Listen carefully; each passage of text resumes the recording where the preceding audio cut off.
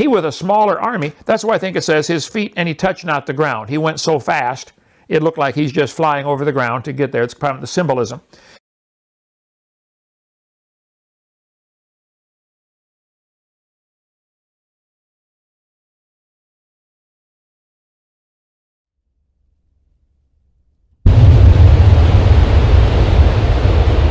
It looked like he's just flying over the ground to get there. It's part of the symbolism.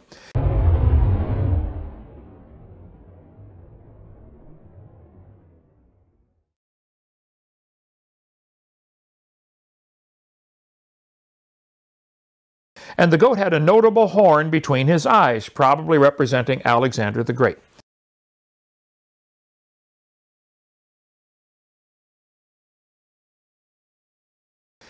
And he came to the ram that had 2 horns, which would be the Persians, and had 2 kings.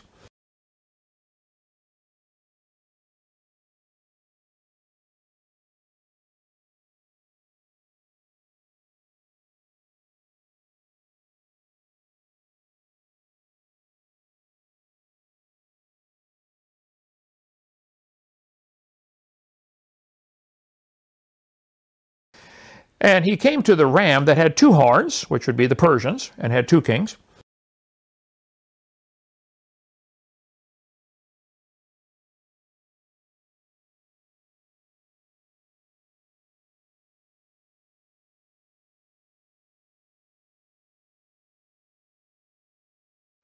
Which I had seen standing before the river, and ran into him in the fury of his power.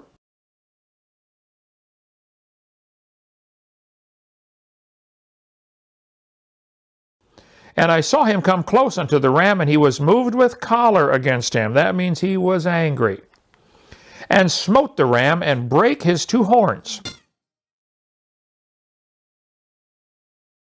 This would be the symbolism of he killed the 2 kings, or took them out of power. And there was no power in the ram to stand before him, but he cast him down to the ground, and stamped upon him.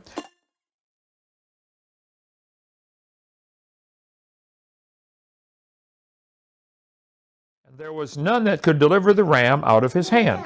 So he lost to Alexander the Great. And we know historically that's what happened. The Persians got conquered by the Alexander the Great, the Greeks, okay? Therefore, the he-goat waxed very great. And when he was strong, what do we got here? Notification. The great horn was broken. So this he-goat, Alexander the Great, the Greeks, waxed great. He became a great leader and died at age 30. Oh, wow. The great horn was broken. And for it came up 4 notable ones toward the 4 winds of heaven. And everybody knows historically, Alexander's huge kingdom was divided up between his 4 generals. Burn out. 150 meters per second. Slightly below nominal. Wherever one. The 4 top generals each took a section, and the kingdom broke up into 4 regions.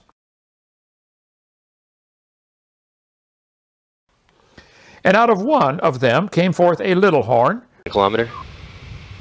Trunk deploy. Which waxed exceeding great, toward the south, toward the east, and toward the pleasant land, probably toward Israel. Jugs look good. It waxed great, even to the host of heaven.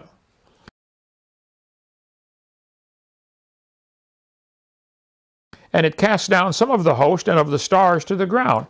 So obviously this is not an earthly king now.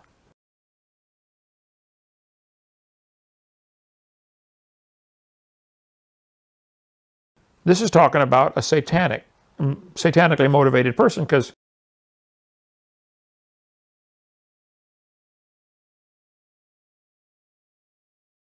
have you ever seen any king in the world cast down stars to the ground?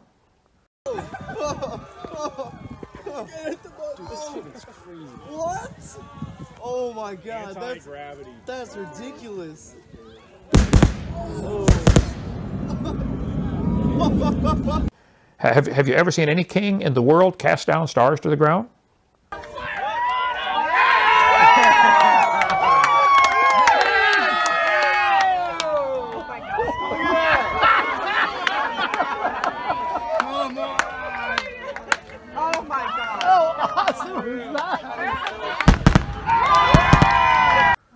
Or go to the host of heaven. We can't do that. We can't get there.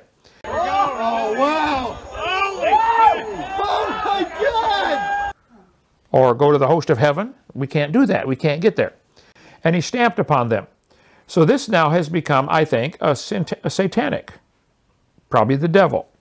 Yea, he magnified himself even to the prince of the host, and by him the daily sacrifice was taken away. And there appeared a great wonder in heaven, a woman clothed with the sun, and the moon under her feet, and upon her head a crown of 12 stars. And she, being with child, cried, travailing in birth, and pained to be delivered. And there appeared another wonder in heaven, and behold, a great red dragon, having 7 heads and 10 horns, and 7 crowns upon his heads. And his tail drew the 3rd part of the stars of heaven, and did cast them to the earth. And the dragon stood before the woman which was ready to be delivered, for to devour her child as soon as it was born. And she brought forth the man-child, who was to rule all nations with the rod of iron. And her child was caught up unto God, and to his throne. And the woman fled into the wilderness, where she hath a place prepared of God, that they should feed her there 1,260 days.